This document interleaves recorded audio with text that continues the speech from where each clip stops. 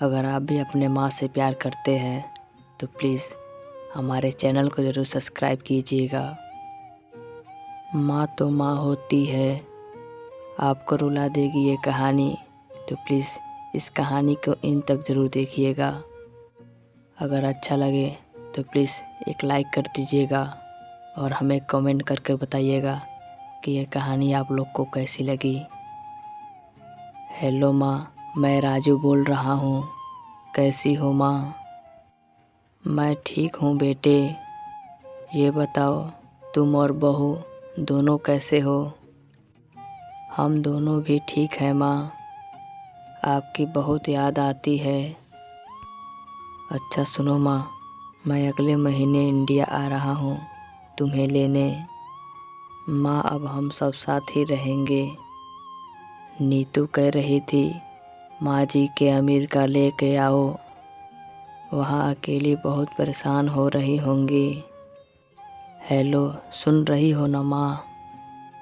बूढ़ी आंखों से खुशी की आंसू की धारा बह निकली। बेटे और बहू का प्यार नस नस में दौड़ने लगा। जीवन के 70 साल गुजर चुकी थी। सावित्री ने जल्दी से अपनी पल्लों से अपनी आंसू पोंछे और बेटे से बात करने लगी। पूरे 2 साल बाद बेटा घर आ रहा था। बूढ़ी सावित्री ने मोहल्ले भर दौड़ दौड़ कर ये बात सबको सुना दी।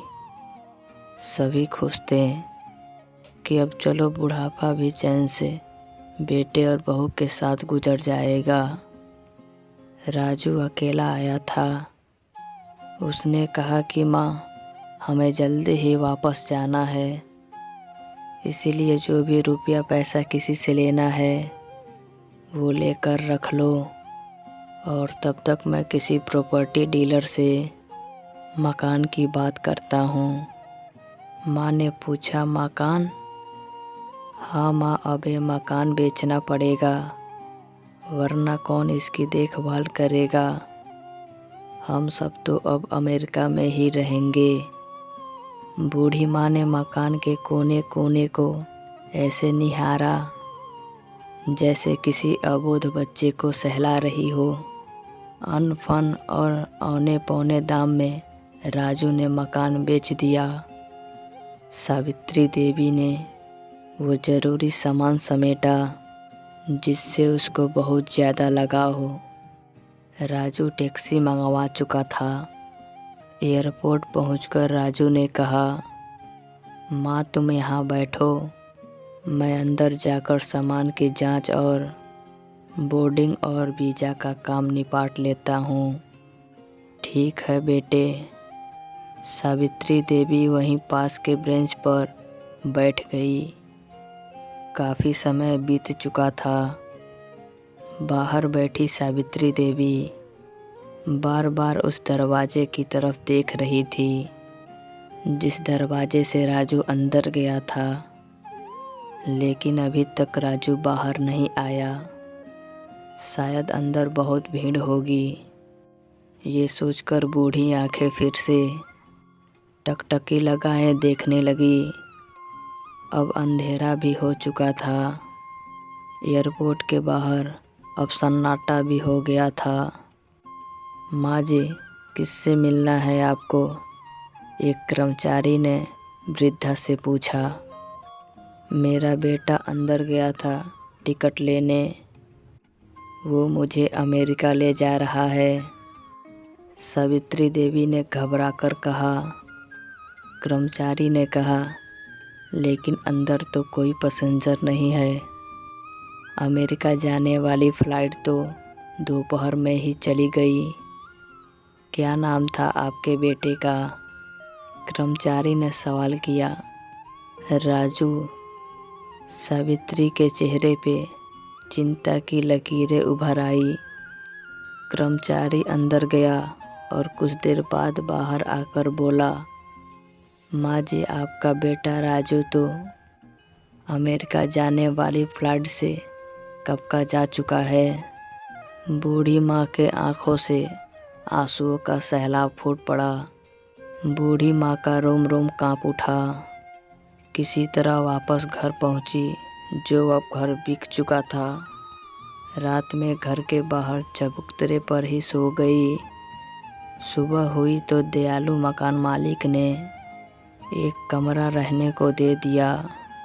पति के पेंशन से घर का किराया और खाने का काम चलने लगा। समय धीरे धीरे गुजरने लगा। एक दिन मकान मालिक ने वृद्धा से पूछा, माँ जी, क्यों नहीं आप अपने किसी रिश्तेदार के यहाँ चली क्यों न जाती? अब आपकी उम्र भी बहुत हो गई है, अकेली कब तक रह पाएंगी? हाँ, चली तो जाऊं, लेकिन कल को मेरा बेटा आए तो यहाँ फिर कौन उसका ख्याल रखेगा? आँख से आंसू आने लग गए दोस्तों। दिल को छू लेने वाली ये कहानी है। माँ बाप का दिल कभी मत दुखाना। ये कहानी बोलते बोलते मैं रोने लग गया। आप सबसे यही एक रिक्वेस्ट है दोस्तों, अपने माँ बाप का दिल कभी मत दुखाना। अगर कोई भी अपने माँ बाप का दिल दुखाता है, वो किसी काम का नहीं रहता है। उसको एक ना एक दिन ज़रूर सज़ा मिलती है। तो इसीलिए दोस्तों, अपने माँ बाप का दिल कभी मत दुखाना। भले से ही आपको कितना मार लें, डांट लें, लेकिन आपको उनको कुछ भी ऊंची आवाज़ में नहीं कहना कि जिस तरह राजू ने अपने माँ को धोखा दिया। आप कभी भी ज़िंदगी में कभी भी कहीं भी रहिए, आपको अपने माँ बाप को धोखा मत दीजिएगा। आपको राजू की तरह नहीं बनना है। अगर आप लोग इस कहानी से सहमत हैं, अगर आपको इस एक कहानी अच्छी लगी है तो प्लीज़ इस कहानी को ज़्यादा से ज़्यादा शेयर करिए कि हर एक लड़का, हर एक लड़की इस कहानी को सुने और अपने माँ बाप को इज्जत करें। तो दोस्तों, आप सबसे एक ही रिक्वेस्ट है कि इस कहानी को ज़्यादा से ज़्यादा शेयर करें। इतना शेयर करें कि हर एक लड़का इस कहानी को सुने और देखें और समझें कि राजू ने अपने माँ के साथ कैसा किया, गलत किया या सही। तो दोस्तों, अगर आपको ये कहानी अच्छी लगे है तो प्लीज़ लाइक कर दीजिए, कमेंट कर ज़रूर बताइएगा कि आपको ये कहानी कैसी लगी। अगर आप भी अपने माँ से प्यार करते हैं तो प्लीज़ हमारे चैनल को ज़रूर सब्सक्राइब कर लीजिएगा।